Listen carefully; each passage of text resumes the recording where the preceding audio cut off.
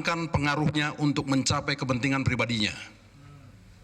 Namun demikian, agar ini valid, kita sebagai fungsi kedewanan, dalam arti melaksanakan fungsi pengawasan, kita harus memanggil para saksi yang lain, termasuk Pak Abraham Samad nantinya, agar masalah ini menjadi terang, jelas, dan kita dapat mengambil sikap apabila ternyata Abraham Samad betul-betul telah memperdagangkan pengaruhnya untuk kepentingan pribadi. Demikian, terima kasih. Baik, ini masukan yang bagus. Memang tadi saya mau simpulkan begitu ya. Kita akan panggil yang disebut oleh Pak Hasto tadi, Pak Cahyo Kumolo, Pak Hendro Priyono, kemudian Andi Wijayanto, kemudian juga Abraham Samad kita panggil nanti.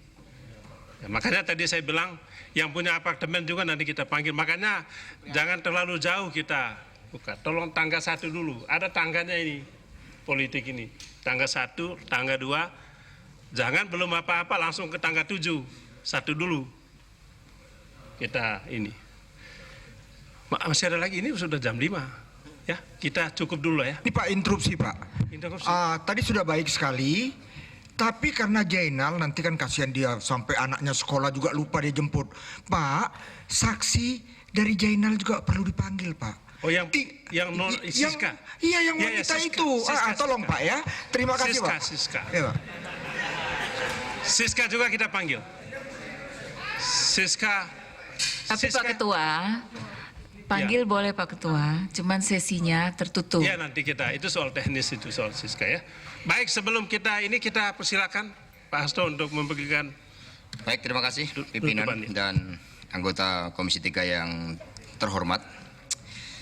Terkait dengan pernyataan beliau ketika kami menyampaikan bad news bahwa Cawapres sudah ditetapkan dan itu adalah bukan Bapak AS, maka pernyataan spontan adalah seperti itu.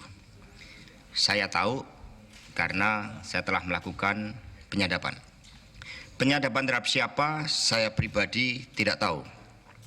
Yang jelas pernyataan dari situ yang saya simpulkan adalah bahwa seluruh penyebab mengapa Bapak AS tidak menjadi cawapres menurut Bapak AS disebabkan oleh Bapak BG. Padahal faktanya adalah atas dasar realitas politik. Jadi kalau itu nyadapnya salah informasinya. Apakah ada saksi? Selalu ada saksi. Dalam tugas-tugas yang penting saya tidak pernah sendiri. Selalu ada yang mendengarkan, dan untuk itu namanya, mohon maaf, pada kesempatan ini belum bisa saya sampaikan. Tetapi pertanyaannya apakah ada saksi yang mendengar? Saya jawab ada. Kemudian berkaitan dengan kasus hukum, memang saat itu ada inisiatif untuk bertemu. Kami tidak akan pernah berbicara transaksi hukum karena itu komitmen kami. Justru ini dimulai dari beliau ketika menyebut, lihat itu salah satu persoalan yang ditangani oleh KPK yang terkait dengan anggota kami hukumannya ringan. Bahkan bukan itu saja pimpinan, saya agak lupa. Beliau juga menyebutkan berbeda dengan Bapak Lutfi Hasan. Itu hukumannya berat. Itu saat itu yang disampaikan. Nah, apakah itu janji? Saya tidak menganggap itu sebagai sebuah janji, tapi itu adalah sebuah bentuk niatan, suatu sinyal. Dan kami tidak pernah menangkap sinyal itu karena komitmen kami. Nah, kemudian terkait dengan foto-foto, tentu saja itu otentik, boleh diperiksa yang saya sampaikan.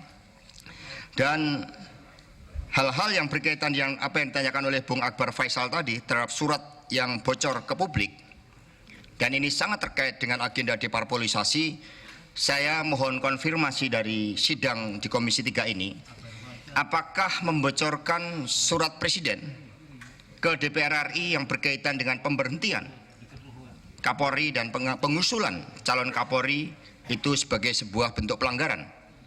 Tetapi yang saya tahu, saya bertemu dengan seseorang yang mengaku menerima foto itu dari lingkaran pertama istana, dan foto itu bocor karena ada kepentingan pihak tertentu terhadap salah satu majalah nasional yang deadline-nya itu hari Jumat pada tanggal 9 Januari jam 10 malam. Karena itulah surat telah bocor sebelum sampai kepada pimpinan Dewan. Itu dari data-data yang kami miliki dari media sosial. Kami tahu, untuk itu kami mempertanyakan kepada pimpinan Komisi 3 dan anggota yang terhormat terhadap bocornya surat itu. Terima kasih. Baik, terima kasih banyak. Masih ada? Intervensi satu lagi terkait dengan apakah ada kasus hukum yang dibicarakan terkait dengan Transjakarta, kemudian sumbangan-sumbangan. Ya, saat itu tim kampanye belum dibentuk, sehingga hal-hal terkait dengan sumbangan-sumbangan tidak ada di dalam pembicaraan kami. Dalam pertemuan pertama kedua tidak ada kaitannya pembahasan terkait dengan Transjakarta. Terima kasih.